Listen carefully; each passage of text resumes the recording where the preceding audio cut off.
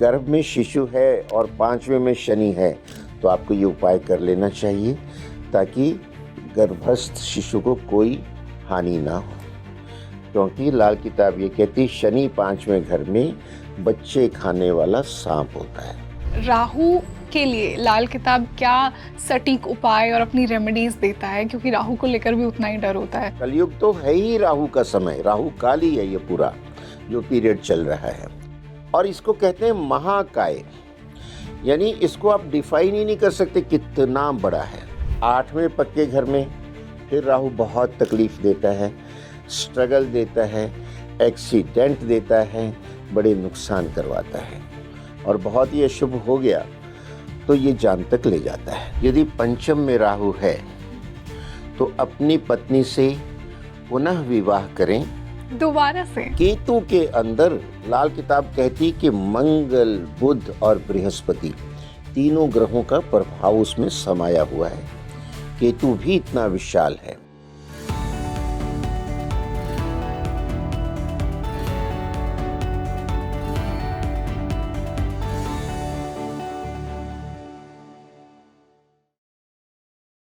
नमस्ते everyone, a very warm welcome on the show and this is your host Rangoli Sharma. देखिए, आज मैं थोड़े उग्र ग्रहों की बात करती हूँ, राहु, केतु और शनि। इन्हें इतना ब्लेम किया जाता है, सॉफ्ट नहीं है, सौम्य नहीं है, तो लाइफ में कोई भी प्रॉब्लम हो बहुत इजीली इन ग्रहों को उसका ब्लेम दे दिया जाता है।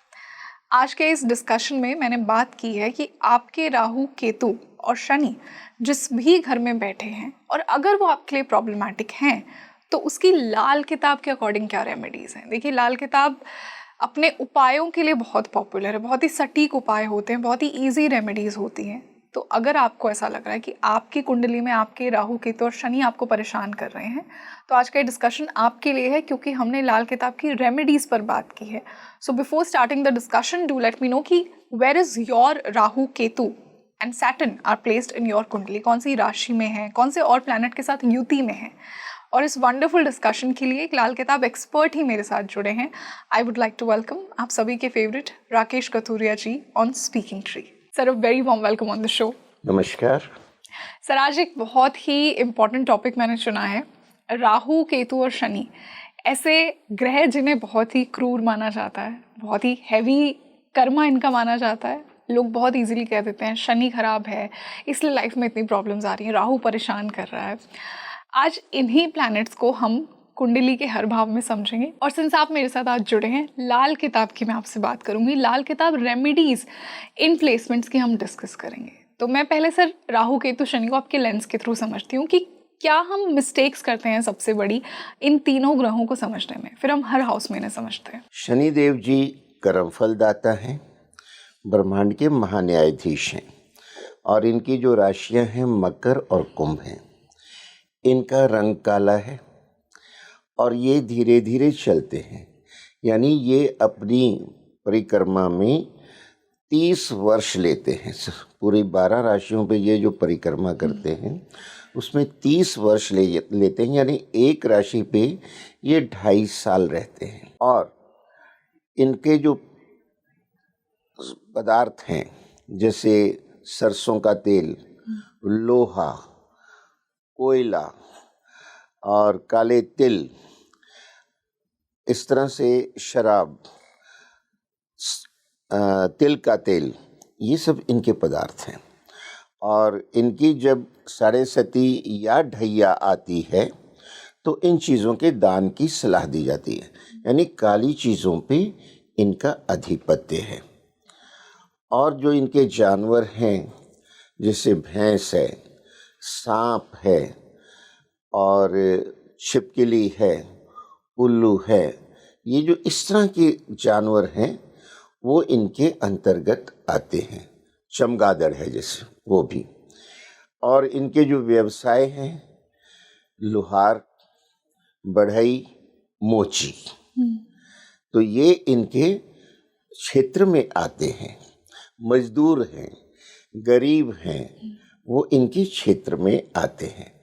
अब इनको जो ब्रह्मा जी ने कार्य दिया है ये कर्म फल दाता है। तो गीता में भगवान कृष्ण ने भी कहा है कि कर्म फल से कोई भी नहीं बच सकता, और उन्होंने भी अवतार लेके अपने ऊपर लीला करके इसको प्रूव किया है। यानी कर्मों का ही बंधन है सारा। अब कर्म तो आप करते हैं, वो अच्छे किए हैं बुरे किए हैं, उनका आपको पुरस्कार मिलना चाहिए या सजा मिलनी चाहिए, कौन डिसाइड करेगा? हर जगह एक जज तो होता है, जी। न्याय व्यवस्था होती है। तो शनि देव जी उस न्याय व्यवस्था के अधिपति हैं, सुप्रीम जज हैं, और ये लेखा जोखा करते हैं। हम करते कब हैं? जब शनि की साढ़े सती लगती है। साढ़े सती मतलब 7.5 ईयर पीरियड, यानी आपकी जो राशि है उससे द्वादश में शनि देव जी जब आते हैं। उदाहरण के लिए हम ले लेते हैं, जैसे मेष राशि है, चक्र की पहली राशि है। शनि देव जब इसके द्वादश में आएंगे 12वें खाने में, यानी जब वो मीन राशि में आएंगे, तो इनकी साढ़े सती शुरू हो जाएगी। 2.5 साल ये 12वें खाने में चलेंगे, उसको बोलते हैं चढ़ती साढ़े सती। फिर जो है ये मेष राशि के ऊपर आएंगे तो एकदम सिर के ऊपर साढ़े सती हो गई, या छाती पे भी कहते हैं उसको। उस समय बड़ी कष्टदायक होती है। फिर ये जब उससे सेकंड हाउस में आएंगे तो ये उतरती हुई साढ़े सती होगी। सेकंड हाउस में कब आएंगे? जो वृषभ राशि में आएंगे। जी। और आपके कर्मों की फाइल खुल गई। साढ़े सती मतलब फाइल खुल गई। अब जो है वो उसका लेखा जोखा शुरू हुआ। अगर अच्छे कर्म हैं तो अच्छे फल मिलने शुरू हो जाएंगे, और अगर बुरे हैं तो बुरे मिलेंगे, उसकी सजा मिलेगी। यानी कुछ ना कुछ आपकी दुर्घटना हो सकती है, बिजनेस में लॉस होगा, रिलेशंस में प्रॉब्लम होगी, हेल्थ में प्रॉब्लम होगी, तो फिर उसके उपाय किए जाते हैं साढ़े सती के। और शनि को लाल किताब में सांप माना गया है, सांप। विशाल काय सांप, ओके। और उसका जो मुख है वो राहु है, और उसकी जो पूंछ है वो केतु है। अब ग्रह तो घूम रहे हैं, राहु कभी शनि से आगे होगा कभी पीछे होगा जी। गोचर में। लेकिन अगर आपकी जन्म कुंडली में शनि जहां बैठा है, राहु उससे आगे है, क्योंकि मुंह तो आगे होना चाहिए ना। अगर राहु शनि से आगे है तो यानी केतु पीछे होगा शनि के, यानी शनि कंप्लीट हो गया। शनि का मुख आगे और पूंछ पीछे, तो उसके फल बहुत अच्छे मिलेंगे। और यदि शनि आगे है, राहु पीछे है और केतु आगे हो गया, यानी रिवर्स हो गया, पूंछ तो आगे चली गई मुख पीछे रह गया, उल्टे हो गए शनिदेव जी। उस स्थिति में वो खुद परेशान हैं, पीड़ित हैं, आपको अच्छे फल नहीं मिलेंगे। मतलब शनि के भी और राहु और केतु तीनों के फल जो आपको बर्बाद हो गए लाल किताब के हिसाब से। और वैदिक के हिसाब से अगर हम आते हैं और राहु और शनि इकट्ठे बैठ गए तो ये पिशाच दोष कहलाता है। ओके। पितरों का दोष चला रहा है। राहु शनि इकट्ठे बैठे यानी उसके सप्तम में केतु होगा, हमेशा सप्तम में रहता है, तो उनकी एक एक्सिस बन गई राहु केतु और शनि। तो ये जबरदस्त पितरी दोष होता है। ऐसे लोगों के जीवन में बहुत कठिनाइयाँ आती हैं, काम बनते बनते रुक जाते हैं। और राहु और केतु देते हैं सडननेस, अचानक दुर्घटनाएं, और शुभ हैं तो अचानक शुभ फल भी देते हैं। और इनके उपाय क्या हैं? अब अगर साढ़े सती चल रही है, आपका फाइल ओपन हो गई शनिदेव जी के दरबार में, जब भी कोई कोर्ट केस होता है आप एक वकील हायर करते हैं। अब यहाँ सबसे पावरफुल जो वकील हैं जो आपका केस प्लीड करेंगे वो है हनुमान जी। ओके। साढ़े सती में हनुमान जी की शरण। जी हाँ, जब भी कर्मों की फाइल खुली है, शनि देव जी आपके कर्मों का जजमेंट दे रहे हैं, उस समय आपकी रक्षा के लिए सबसे बड़े तुम रक्षक काहू को डरना, हनुमान जी। आप हनुमान जी की भक्ति कीजिए, बड़ी सरल है।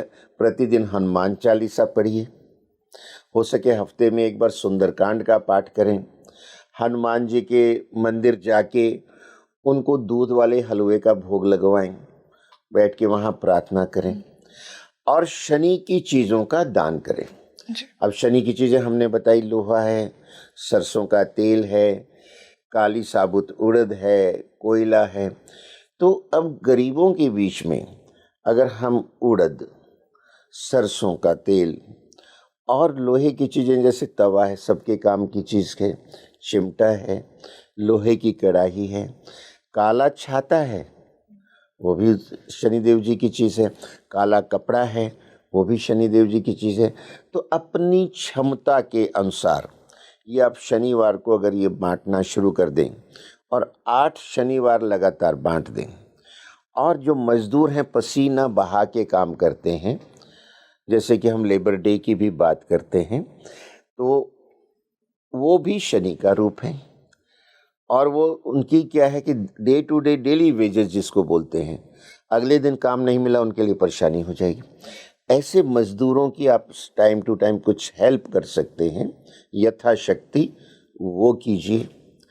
इससे आपके कर्म अच्छे होने लगे तो कर्म फलदाता उसको देखते हैं और आपको राहत देते हैं। तो इस तरह से शनि की चीज़ों का दान करके हम राहत पा सकते हैं, हनुमान जी की भक्ति करके राहत पा सकते हैं। और शनि को क्रूर कहा जाता है, लेकिन ये क्रूर नहीं है। आपने काम ही यदि गलत किए हैं, वो कर्मफल दाते हैं, तो उनको तो उसकी सजा देनी पड़ेगी। वहाँ क्रूरता कहाँ है, वहाँ तो न्याय है। और वो आपके रोजी रोटी के भी स्वामी हैं, उनकी कृपा से ही आपकी रोजी रोटी भी चलती है। क्योंकि जो पक्के घरों की लाल किताब की कुंडली है, उसमें 10वां पक्का घर जो है 10वां कर्म का है, उसके कारक और उसके मालिक दोनों ही शनिदेव जी हैं। अगर शनिदेव जी आपकी कुंडली के 10वें भाव में अच्छे बैठे हैं तो आप अपने हर कार्य में सफलताएं प्राप्त करेंगे। जी। तो सर, अब हमने साढ़े सती की बात की, अब हम शनि, राहु और केतु को हर हाउस में समझते हैं और वहाँ से इनकी रेमेडीज की बात करेंगे। देखिए, इसमें जैसे हम पक्के घरों की बात करेंगे लाल किताब के हिसाब से, शनि पहले पक्के घर में अगर है तो ये शुभ नहीं है, चाहे स्वयं राशि में हो। क्योंकि हम पक्के घर की बात करें, इसके कारक तो सूरज हैं और स्वामी इसके मंगल हैं, तो दोनों पीड़ित हो गए शनि से। तो इस केस में बंदरों को गुड़ खिलाएं, या जो वट वृक्ष होता है उसमें प्रतिदिन पानी के अंदर कच्चा दूध और चीनी मिला के वट वृक्ष की जड़ में डालें, और जो मिट्टी गीली हुई है उसको उंगली से अपने माथे पे तिलक करें, तो आपके ये दोष दूर होने लग जाएंगे। यदि शनि कुंडली के दूसरे घर में है तो आपको प्रतिदिन दही का तिलक लगाना चाहिए, क्योंकि शुक्र का पक्का घर है ये। कालपुरुष। अगर शनि तीसरे पक्के घर में है तो आपको अपने घर के कोने में, पिछले कोने में एक बंद कमरा रखना है, यानी खिड़की नहीं रखनी। अब ये प्रैक्टिकली पॉसिबल हो नहीं पाता है, लेकिन शनि देव जी की जो मेन कंडीशन है, नॉन वेज, एग्स और ड्रिंक्स का सेवन बिल्कुल ना करें। ये मतलब 12 में से 8 भावों के लिए ये बात आती है। और झूठ ना बोलें, किसी की झूठी गवाही ना दें, सदाचार का पालन करें, क्योंकि आचार संहिता है लाल किताब। चौथे पक्के घर में आते हैं, ये चंद्रमा का पक्का घर है, तो चंद्रमा पीड़ित हो गया, माता के लिए शुभ नहीं है। अब इसके उपाय कैसे करें? नहाते समय पानी में थोड़ा सा कच्चा दूध डाल लें और 4 किलो काली उड़द नदी में प्रवाहित कर दें, यानी अपने से दूर किया। और जो उड़द वहाँ जाके फूलेगी वो मछलियाँ खाएंगी, तो आप, मछलियाँ भी शनि का जीव हैं, तो आपके वो दोष जो हैं वो दूर होने लग जाएंगे। कहीं कहीं लिखा भी होता है कि आप जल में शराब प्रवाह कीजिए, क्योंकि शराब भी शनि की चीज़ है। लेकिन मैं यहाँ दर्शकों को सावधान करना चाहूँगा कि वो कभी ये उपाय ना करें, क्योंकि अगर जैसे नदी जल में आपने शराब डाली, वो विषयोग बना देती है। और वो आपको नुकसान कर सकता है। अगर चतुर्थ में शनि है, नहाते वक्त कच्चा दूध मिलाएं जल में और 4 किलो काली उड़द शनिवार के दिन नदी में प्रवाहित करें। 5वें पक्के घर में अगर आता है शनि, तो इसका जो मालिक है वो तो सूरज है और इसका कारक गुरु है। तो सूरज फिर पीड़ित हो गया। जी।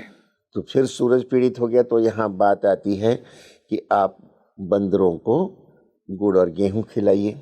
दूसरा, साबत यानी कंप्लीट शेल के साथ अखरोट, वॉलनट्स या बादाम, कंप्लीट उसकी गिरी नहीं, वो बादाम लीजिए से ½ kg। 5वां घर है 500 ग्राम। और शनिवार के दिन जाके शिव मंदिर में शिव जी को समर्पित कीजिए और अप्रोक्सीमेटली आधे वापस ले आइए और उसको वाइट क्लॉथ में बांध के अपने घर में छुपा के रख दीजिए, ओके। वार्डरोब में या कहीं भी। अब 5वां जो पक्का घर है वो बुद्धि का है, संतान का है, रोमांस का है, हायर एजुकेशन का है और गर्भाशय है।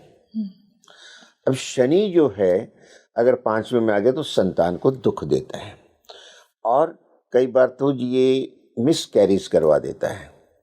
तो शनि को हमने वाइट क्लॉथ में बांध के छुपाया, गर्भ छुपा हुआ होता है। तो ये वहाँ तक बात जाती है कि गर्भ में शिशु है और 5वें में शनि है, तो आपको ये उपाय कर लेना चाहिए ताकि गर्भस्थ शिशु को कोई हानि ना हो। क्योंकि लाल किताब ये कहती शनि 5वें घर में बच्चे खाने वाला सांप होता है। ओके। अब 6ठा पक्का घर ये बुध का है। अब इस घर में अगर शनि आता है तो ये पैरों को भी दिखाता है।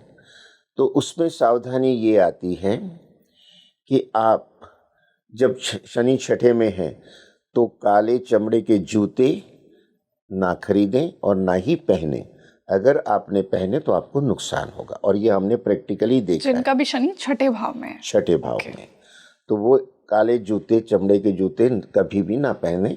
और आजकल तो बहुत तरह के लेदर लुक के शूज़ आते हैं, तरह तरह के बहुत ऑप्शंस हैं आपके पास।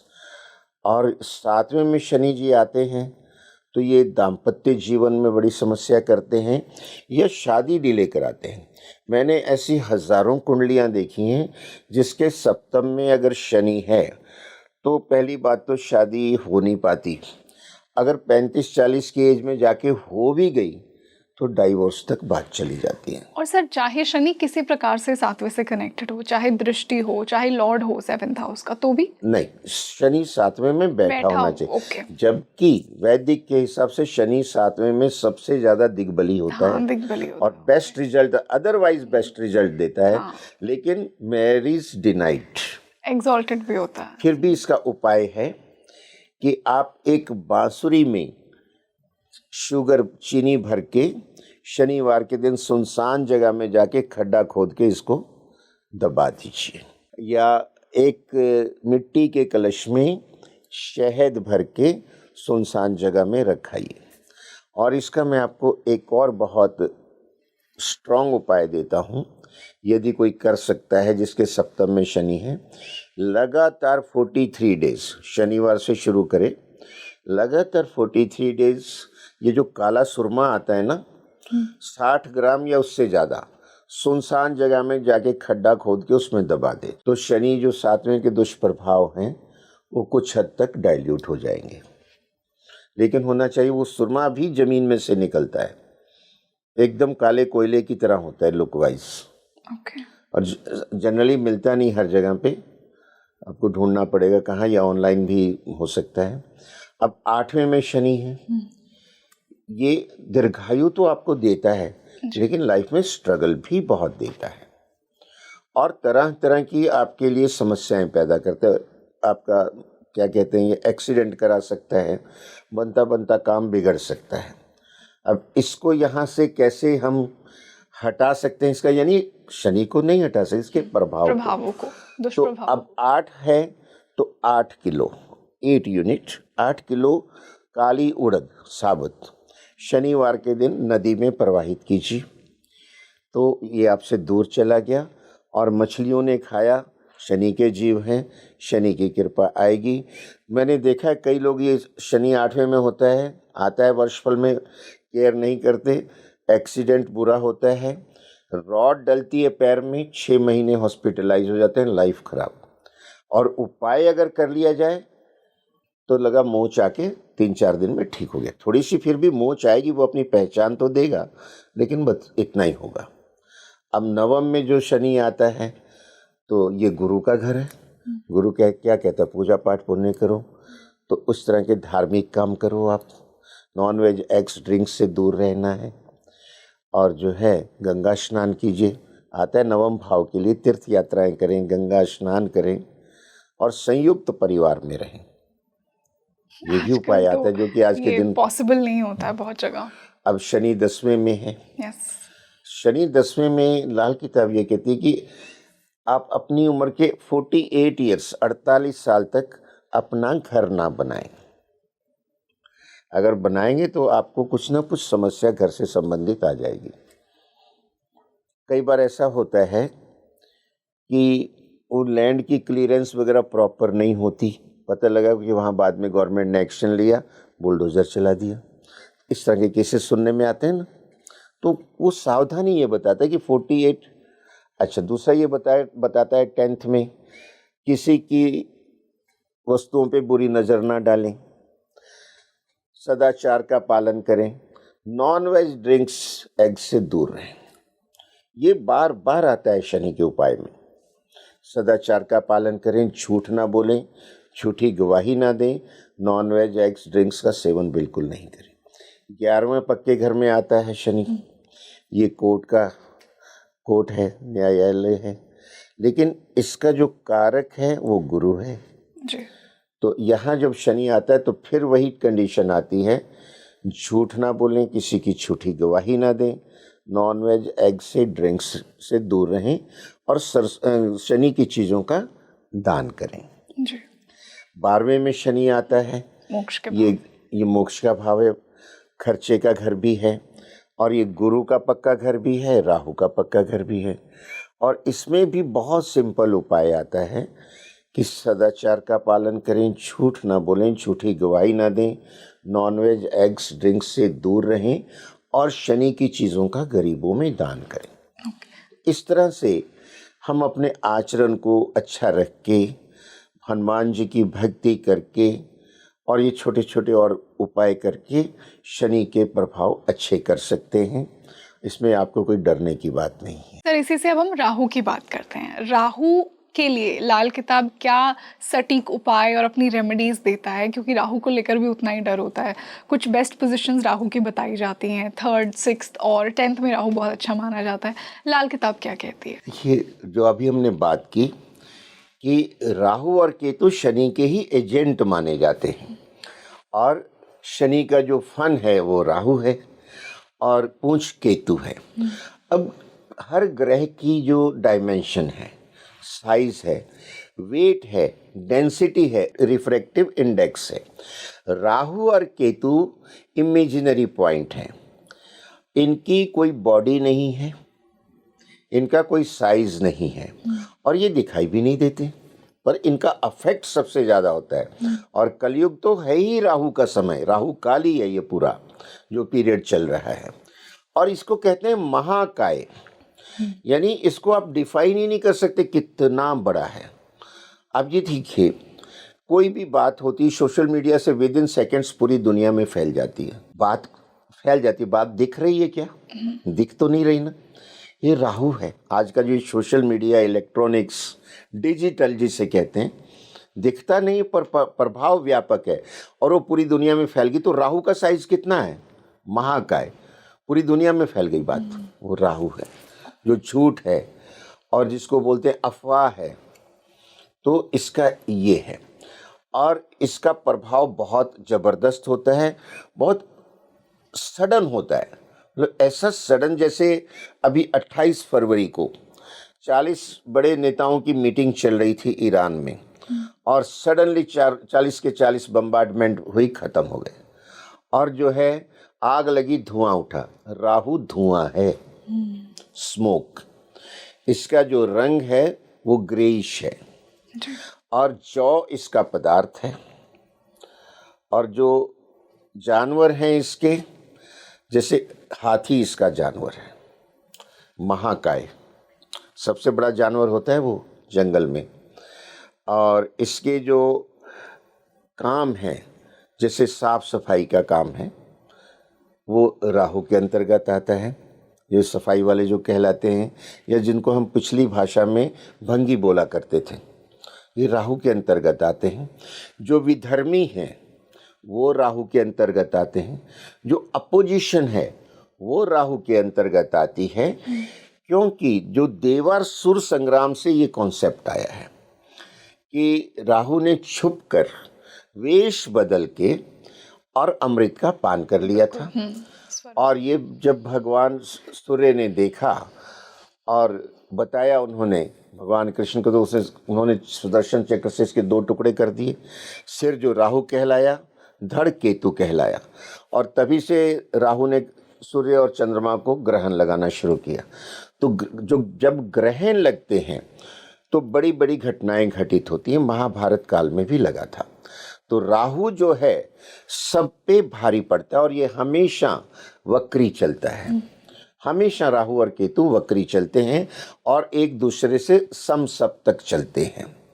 अब इसके प्रभाव भी बड़े विचित्र होते हैं। पहले घर में आएगा, फिर ये सूर्य का घर है, पीड़ित कर दिया उसको।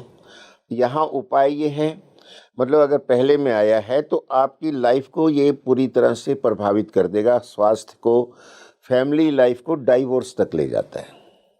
और जिनके पहले घर में है जन्मकालीन कुंडली में, उनके सप्तम भाव में केतु होगा, उनकी भी वही समस्या है कि शादी होने नहीं देता, जल्दी जल्दी हो जाए तो इसका काम है खुद कटा हुआ काट देता है, यानी डाइवोर्स करा देता है। अब ये सूरज का पक्का घर है, इसका जो कारक है सूरज है। अब उसके लिए करना क्या है, सूरज के चीज़ें क्या है, गेहूँ, गुड़, और राहु का है कांसा, ब्रॉन्ज, जिसे हम ब्रॉन्ज कहते हैं। यानी 8 संडे लगातार आप गुड़, गेहूं और कांसे का कोई बर्तन मंदिर में दान दीजिए। इससे इसके दुष्प्रभाव कम हो जाएंगे। सेकंड हाउस में अगर आता है, ये वाणी का स्थान है, झूठ बुलवाएगा। गाली गलौज करने वाले लोग जो होते हैं, बहुत उग्र बातें बोलते हैं। हाँ, उग्र बातें बोलेगा, चुभती हुई बातें बोलेगा। तो इसमें वाणी पे है तो आप डेली माथे, नाभि और जीभ पे केसर लगाइए, क्योंकि गुरु जो सेकंड हाउस का कारक है लाल किताब के हिसाब से, तो वो उसको थोड़ा सा डाइल्यूट करता है और अच्छे प्रभाव देने लग जाता है। थर्ड हाउस में राहु बहुत अच्छा है। थर्ड हाउस का राहु बहुत प्रभावशाली माना जाता है। पराक्रम भाव में आ गया तो इसके प्रभाव बड़े अच्छे होते हैं। यहाँ कोई खास उपाय की हमें ज़रूरत इसमें नहीं आती है। मतलब बहुत पावरफुल पोजीशन ऑलरेडी है। और ये शत्रुहंता भी हो जाता है। आपका पराक्रम इतना, जैसे खिलाड़ियों का है, सेना में लोग हैं, पुलिस में हैं, गजब का परफॉर्म करेंगे। और कम्युनिकेशन स्किल, थर्ड हाउस जो है कम्युनिकेशन का भी है, बुध का पक्का घर है। जहाँ बुध और राहु मिल गए वो बहुत पावरफुल हो जाते हैं। तो बुध के राशि में चला गया, तो बुध की राशि क्या है, मिथुन तीसरी, तो तीसरा घर पक्का घर, कनेक्टिविटी वहीं से, तो राहु बहुत प्रभावशाली हो जाता है।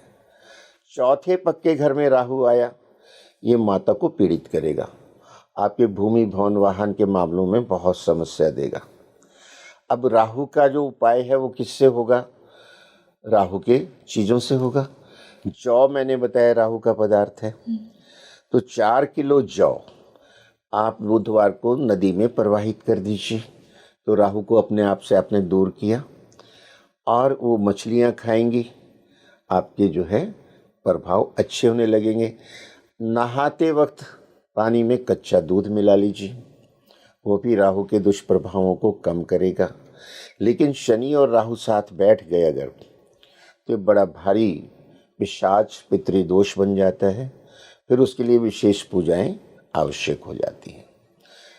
अगर राहु आगे है, शनि पीछे है, तो ये बहुत शुभ फल देता है।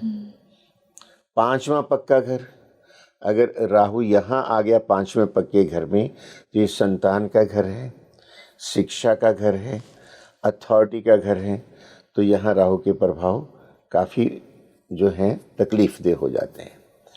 तो इसके उपाय के लिए हमें राहु की चीज़ों का दान करना चाहिए, सूर्य को जल देना चाहिए और बंदरों को गुड़ और गेहूं खिलाना चाहिए। यदि पंचम में राहु है तो अपनी पत्नी से पुनः विवाह करें, दोबारा शादी करें अपनी पत्नी के साथ। ये एक मतलब रिचुअल है, दोबारा से फेरे लें ताकि आपका आपस में अंडरस्टैंडिंग और प्रेम बना रहे। 6th हाउस राहु की बात करते हैं। छठे पक्के घर में राहु बहुत प्रबल हो जाता है और बड़े शुभ प्रभाव देता है, लेकिन उन प्रभावों को बढ़ाने के लिए लाल किताब ये बताती है कि आप अपने घर में जो खिड़कियां हैं उसमें काले रंग के शीशे लगवाइए। ओके। और लोहे की गोलियां, बॉल्स, अपने जेब में हमेशा रखिए। ऐसा कैसे? अब लाल किताब ये बताती है उससे प्रभाव अच्छे हो जाते हैं। तो ये बड़ा सिंपल है, किया जा सकता है, लेकिन घर में अगर शीशे वाली खिड़कियां हैं तो काले शीशे तो नहीं लगवा सकते, तो काला पेपर चिपकाया जा सकता है उस पर फॉर टेम्परेरी फेस। अब 7वां पक्का घर, ये पति पत्नी का स्थान है, विवाह का स्थान। यहाँ राहु बैठ गया, बहुत तकलीफ देता है। और इसके लिए क्या है कि फिर हमें इसे अपने दूर भेजना चाहिए। दूर भेजने के लिए हमें राहु की चीज़ें, जैसे नारियल है, 7 सूखे नारियल आप बुधवार को नदी में प्रवाहित कीजिए, इसके दुष्प्रभाव कम हो जाएंगे।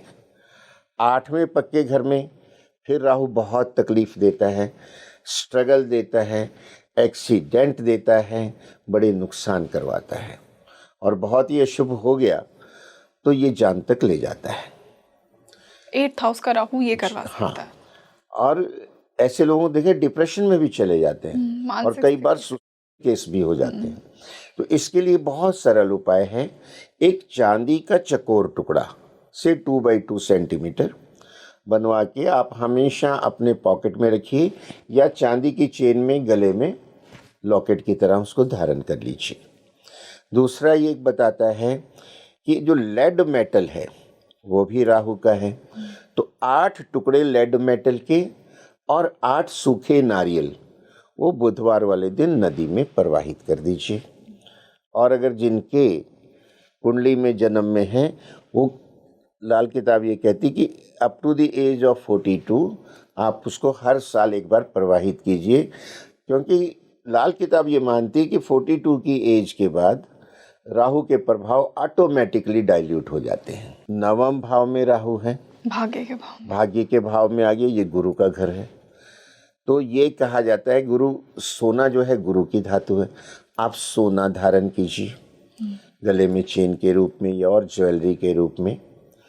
संयुक्त परिवार में रहिए, बड़ों का सम्मान कीजिए, गंगा स्नान कीजिए, तीर्थ यात्राएं कीजिए, तो इससे ये अच्छे प्रभाव देने लगेगा। 10वें भाव का राहु भी बहुत अच्छा माना जाता है, बड़े शुभ प्रभाव देता है, और बड़े बड़े लीडर्स की कुंडली में ये देखा गया है। लीडरशिप क्वालिटी बहुत ज़बरदस्त देता है, लोगों को अपने साथ जो कर लेना। लीडर वही है जो अपने साथ सबको ले ले। तो उसके लिए बहुत सरल उपाय है कि आप अपना सिर नंगा मत रखें। याद कीजिए, पुराने टाइम में हमारे जो सनातन में जो कल्चर था, कोई भी नंगा सिर नहीं रखता, लोग पगड़ियाँ पहनते थे या टोपी लगाते थे, नंगे सिर नहीं रहते थे। तो राहु के प्रभाव अच्छे हो जाते हैं। यानी जिनके 10वें में अगर राहु है, वो अपने पगड़ी बांधें या कैप लगाएं, तो उसके प्रभाव बहुत ज़्यादा मिलेंगे, बहुत अच्छे मिलेंगे। बहुत सिंपल है। एकादश में राहु लाभ स्थान में आ गया, ये शुभ है तो बहुत अच्छे फल देता है, लेकिन अशुभ है तो ये कोर्ट का रूम है। कोई आपका कोर्ट केस है, कुछ है, झूठे मुकदमे में फंसा देगा। कोर्ट का जो डिसीजन है आपके अगेंस्ट चला जाएगा और बहुत जो है परेशानी में डाल देगा। तो उसके लिए फिर जो है राहु के जो मेटल है, लेड है, सीसा धातु जिसे कहते हैं, तो 4 किलो लेड मेटल, बड़ा पीस 4 किलो का मिलता है, आप ले लीजिए उससे, हार्डवेयर वाले से। और 4 ही कोकोनट सूखे, वो बुधवार के दिन नदी में डाल दीजिए। तो राहु को आपने वहाँ से शिफ्ट किया तो बचाव हो जाएगा। नहीं तो हमने देखा है कि 11वें का राहु बड़े बड़े स्कैंडल्स में फंसा देता है और कई बार तो झूठा फंसा देता है। अब 12वें में राहु, राहु का पक्का घर भी है, लेकिन फिर भी ये जो है यहाँ जो बैठता है बड़ा नुकसान करा देता है। कभी लंबी हॉस्पिटलाइजेशन, बीमारी, या जेल यात्रा। ओके। और जिन लोगों को भेद पता है इसका, वो इसके उपाय करते हैं। वो क्या उपाय करेंगे क्या है? कि जेल यात्रा का योग बन गया, फंसेंगे कहीं, उसके पहले ही वो क्या करते हैं, बात करके ना 1-2 रात जाके जेल में बैठ जाते हैं, बात करके। जो वहाँ होते हैं ना लोग इंचार्ज, कि भाई हमको यहाँ बैठने दो, कि वो कर्म सेटल हो गया उसका। हाँ, मतलब वो एक टोटका हो गया कि मैं जेल में यात्रा कराया। हालांकि उसमें कोई उसको दिक्कत नहीं है, वो तो रिक्वेस्ट करके वहाँ बैठते हैं, ओके। आराम से बैठ के आ गए, मैं जेल में होके आ गया। तो लोग उपाय करते हैं। इसका एक और उपाय है, सौंफ और चीनी थोड़ी सी, और वो लाल कपड़े में बांधिए, सोते वक्त अपने सिरहाने में रखिए। ये लो कवर में रख लीजिए, सुबह निकाल के रख दीजिए, कम से कम 48 दिन इस तरह से आप उसको रखिए। उससे इसके दोष का निवारण होगा। कितना सरल उपाय है। और फिर वही सदाचार का पालन करें, झूठ ना बोलें, किसी की झूठी गवाही ना दें। ये तो कंडीशन आती है। ये हर प्लैनेट के लिए कहीं ना कहीं, शनि राहु केतु के लिए स्पेसिफिकली है लाल किताब के। क्योंकि ये कर्म फल दाता है। अब झूठ बोलना तो गलत बात है कि नहीं? किसी को झूठी गवाही देके आपने फंसा दिया, उसकी तो बर्बादी कर दी आपने। सब फिर जब 11वें राहु आएगा तो वो हिसाब चुकता कराएगा ना, आपको झूठा फंसाएगा वो स्कैंडल में, जो कि आपने किया ही नहीं है। पर प्रूफ ऐसे दिखेंगे, क्योंकि आपने किसी को फंसाया पिछले जन्म में, चाहे इस जन्म में आपको लोग फंसाएंगे। गहरा कनेक्शन है, कर्म फल के सारे हिसाब किताब हैं ये। सर, इसी से केतु की मैं बात करना चाहूंगी। केतु के लिए लाल किताब क्या कहती है कि हर हाउस में केतु की बेस्ट रेमेडीज क्या होंगी और बेस्ट प्लेसमेंट्स केतु की क्या है अकॉर्डिंग टू लाल किताब? केतु धड़ है और लाल किताब इसे दरवेश कहती है, दरवेश, नेकी का फरिश्ता कहती है इसे। और ये हमने कहा शनि की पूंछ भी है। तो अगर केतु शनि से पीछे हैं आपकी कुंडली में तो ये शुभ फल देंगे, और केतु पीछे हैं तो राहु आगे होंगे। अब केतु के अंदर लाल किताब कहती कि मंगल, बुध और बृहस्पति तीनों ग्रहों का प्रभाव उसमें समाया हुआ है। केतु भी इतना विशाल है, और केतु को कुत्ता माना है लाल किताब ने। बहुत सी रेमेडीज केतु के लिए हम डॉग को फीड करते हैं। जी हाँ। और केतु को जो कुत्ता माना है वो काले और सफ़ेद रंग का मिक्स माना है। सफ़ेद रंग दिन को दिखाता है और काला रंग रात्रि को दिखाता है। यानी केतु एक ऐसा ग्रह है जो दिन में भी बली है, रात में भी बली है, यानी हर वक्त वो बलवान है। कुछ ग्रह ऐसे होते हैं जो दिन में बली होते हैं, कुछ ऐसे होते हैं रात्रि बली होते हैं। जैसे सूर्य दिन में बली है, चंद्रमा रात में बली है, लेकिन ये 24 घंटे बली है। और इनको लाल किताब ने 3 दुनियावी कुत्ते माना है। वो 3 दुनियावी कुत्ते कौन हैं? बहन के घर भाई कुत्ता, ससुर के घर जवाई कुत्ता, मामे के घर भांजा कुत्ता। एकदम साफ लैंग्वेज में लिखा है। और मेरे नॉलेज में है कि राजस्थान के जो मारवाड़ी फैमिलीज हैं पुराने टाइम में, वो अपने एक भांजे को अपने घर में ज़रूर रखते थे, बचपन में ही ले आते थे। और उसको पालते, पढ़ाते, शादी कर, बिजनेस करा, सब कुछ सेटल उसका वो करते थे। एक भांजे को रखते थे मारवाड़ी परिवार। ये वही भेद था कि आपने केतु की इतनी सेवा कर दी, आपके परिवार में केतु का कुछ अनिष्ट होगा ही नहीं। मैंने कहा ना, भांजे को केतु माना है ना जी। तो वो 3 केतु कौन है? वो ये हैं। और अगर इनकी सेवा होती है तो बहुत ही शुभ माना जाता है। और जो शादी के समय प्राचीन काल में पलंग या वो खाट दी जाती थी, वो भी केतु मानी जाती है। तो कहते थे कि उस अगर खाट पे डिलीवरी होती है, अशुभ हो ही नहीं सकता। आजकल तो खैर सारा कल्चर चेंज हो चुका है, घर में डिलीवरी होती नहीं, हॉस्पिटल में ही होती है मैक्सिमम। और केतु के जीव कौन है? ऊंट है, बकरी है, भेड़ है, कुत्ता तो है ही, हमने मेंशन किया, छिपकली है, चमगादड़ है। तो इस तरह के जो जीव हैं वो केतु के अंतर्गत आते हैं। ये जो काले रंग के तिल, सफ़ेद रंग के तिल, ये केतु के हैं, ये उसके अनाज हैं। और जो लाल किताब कहती है कि केतु का उपाय हमेशा चंद्रमा से ही करना चाहिए। केतु का चंद्रमा से अगर हम केतु का उपाय करते हैं तो केतु बहुत शुभ हो जाता है। अब कैसे, सिंपल बताता हूँ। कुत्ते को केतु माना, उसको दूध पिलाया हमने, आपका केतु अच्छा हो गया। दूध क्या है? चंद्रमा है, दूध चंद्र है। और आपने केतु को, कुत्ते को पिलाया, आपके केतु के दुष्प्रभाव कम हो गए। हम ये बताते हैं केतु का उपाय, अगर केतु खराब है 43 डेज लगातार कुत्ते को दूध पिला दो। So simple. चींटे चींटियाँ जो हैं वो भी केतु के, राहु केतु के अंतर्गत आ जाती हैं। अब लाल किताब ये कहती है कि केतु अगर एकादश भाव में बैठा है तो चंद्र बर्बाद, कुंडली में चंद्रमा के प्रभाव गए। और मेरे पास तो कई ऐसे केसेस हैं, केतु संतान को दिखाता है, बेटे को दिखाता है। अगर केतु एकादश में बैठा है तो बेटा बाद में माँ को पहचानने से ही मना कर देता है, यहाँ तक झगड़ा हो जाता है कि तू कौन है, मैं जानता नहीं, यानी चंद्र बर्बाद। और अगर चंद्रमा एकादश में बैठा है तो फिर केतु बर्बाद।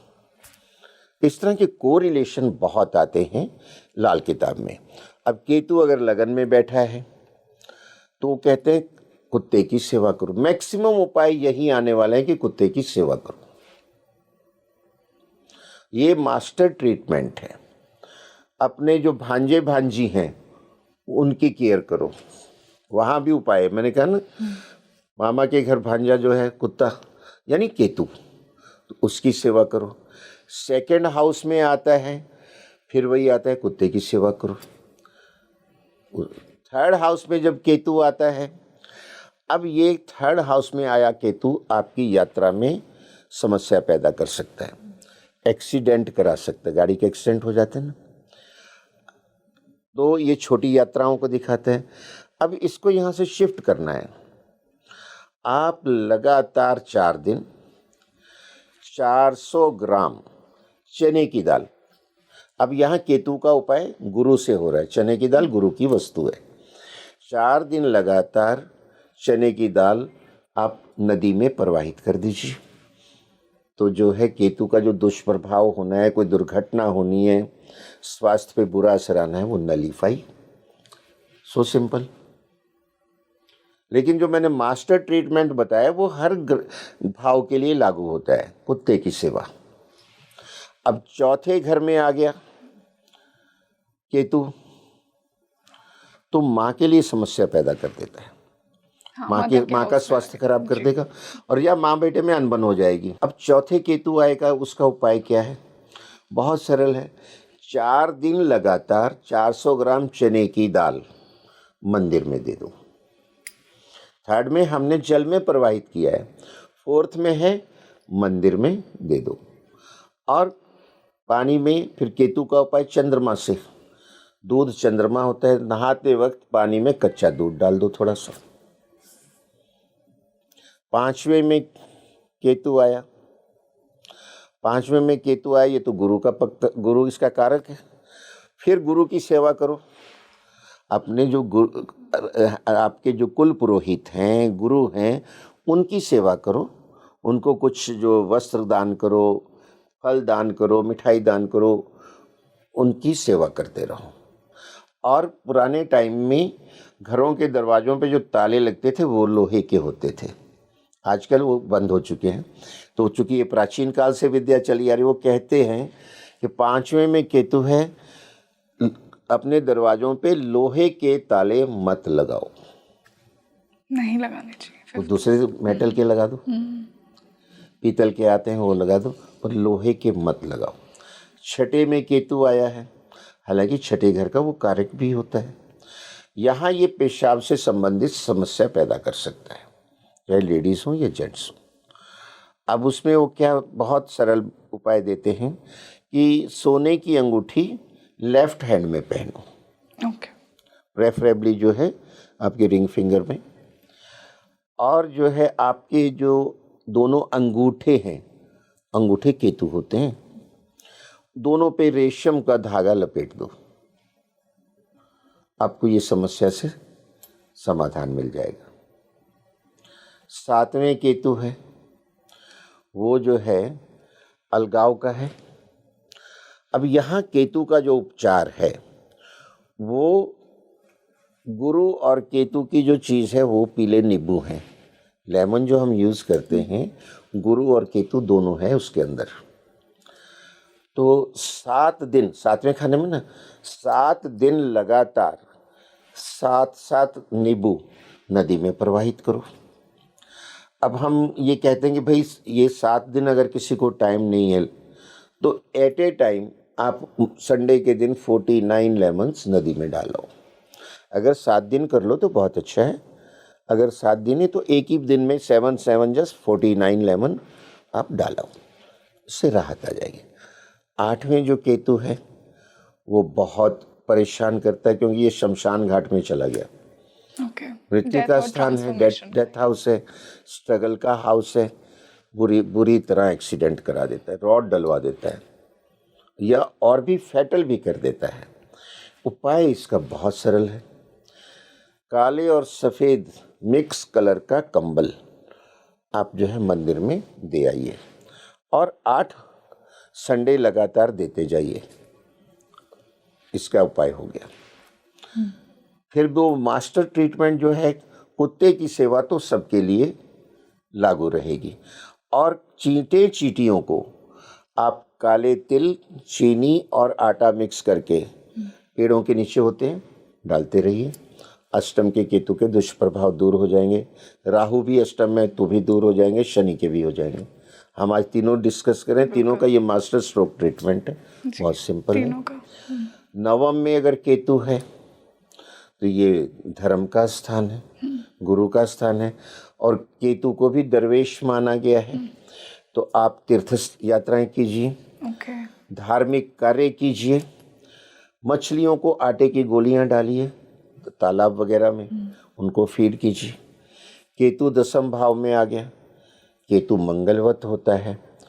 तो ये ध्यान रखिए कि आपकी किचन में जब आप दूध उबालते हैं तो कई बार ऐसा होता है कि वो ओवरफ्लो हो जाता है, आग पे गिर जाता है। दूध ओवरफ्लो नहीं होना चाहिए। और चांदी की छोटी सी डिब्बी में शहद भर के आप अपने घर में रखिए, उससे इसके दुष्प्रभाव दूर होंगे। एकादश में केतु आ गया तो ये लाभ का स्थान है। यहाँ आया हुआ केतु काफ़ी अच्छे और शुभ फल देता है। उपाय वही है, कुत्ते की सेवा करते रहिए, चींटियों को आटा डालते रहिए। कुत्ते को जितना आप दूध पिलाएंगे, क्योंकि केतु का उपाय चंद्रमा से, और केतु जब एकादश में आता है तो चंद्र बर्बाद। तो एकादश में आए केतु को जो खुश करना है तो उसको दूध पिलाते रहिए कुत्ते को। और कुत्ता प्रेफरेबली ब्लैक कलर या black and white mix colour का होना चाहिए, क्योंकि हमने रीज़न बताया। अब केतु लास्ट मोक्ष के भाव में, ये मोक्ष का कारक है। बहुत अच्छा कहते हैं ना, जिसका केतु 12th है उसे मोक्ष मिलता है। जी हाँ, जिसके 12th हाउस में केतु है वो बहुत लकी है, क्योंकि उसके 6ठे में तो आ गया राहु, शत्रुहंता हो गया, राजयोग कारक हो गया, और केतु 12th में मोक्ष का कारक हो गया। धर्म कर्म कीजिए। और केतु लंबी यात्राओं का भी कारक है। केतु आपके अगर अच्छा बैठा है 9th में है, 12th में है, 11th में है, कई जगहों पे ये बैठा है तो आपकी ट्रैवल्स बहुत होती हैं। जिनको शौक होता है फॉरेन ट्रैवल वगैरह करना, टूरिज़्म करना, और केतु उनका 9th में है, 11th में, 12th में, 3rd में, तो देखिएगा उनकी यात्राएं होती रहती हैं। ये योग संयोग बना देता है। और 12th में भी केतु का यही है कि कुत्ते की सेवा करते रहिए। तो आपके जो राहु केतु शनि से डरने की आवश्यकता नहीं है, ये प्रकृति के बनाए हुए नियम हैं, लेकिन इसके उपाय भी दिए हुए हैं। आप जो है नटशेल में सदाचार का पालन करें, झूठ ना बोलें, किसी की झूठी गवाही ना दें, महिलाओं का सम्मान करें, नॉनवेज एग्स और ड्रिंक्स से दूर रहें, आसपास के जीव जंतुओं की सेवा करते रहें। जी definitely sir, and I am sure कि आज जो हमने रेमेडीज़ डिस्कस की हैं, सभी व्यूअर्स उसका फ़ायदा उठाएंगे, क्योंकि लाल किताब अपने आप में बहुत पावरफुल है, रेमेडीज़ के लिए ही जानी जाती है। थोड़ी सी बहुत अनयूजुअल सी रेमेडीज़ होती हैं, बट जैसा आपने कहा कि इतना इफेक्टिवली वर्क करती हैं, और जो भी आपको कुंडली में मिला है, जो भी राहु केतु शनि की प्लेसमेंट मिली है, वो कहीं ना कहीं हमारा कार्मिक ब्लूप्रिंट ही दिखा रहा है। तो लाल किताब की रेमेडीज़ को डेफिनेटली हमारे व्यूअर्स अप्लाई करेंगे अपनी लाइफ में। Thank you so much for this discussion today. नमस्कार। So you let me know in the comment section कि आपके शनि, राहु और केतु कहाँ प्लेस्ड है, कौन सी राशि में है, कौन से प्लैनेट के साथ हैं। और ये जो आज सर ने रेमेडीज़ बताई, आई एम श्योर आप उन्हें अपनी लाइफ में अप्लाई करेंगे। और इस कमेंट सेक्शन में फिर से आकर मुझे बताइए कि how did your life become better. मैं आपके लिए ऐसे ही डीप एस्ट्रोलॉजिकल डिस्कशंस लेकर आती रहूँगी। This is your host Rangoli Sharma. I see you in another podcast. नमस्ते।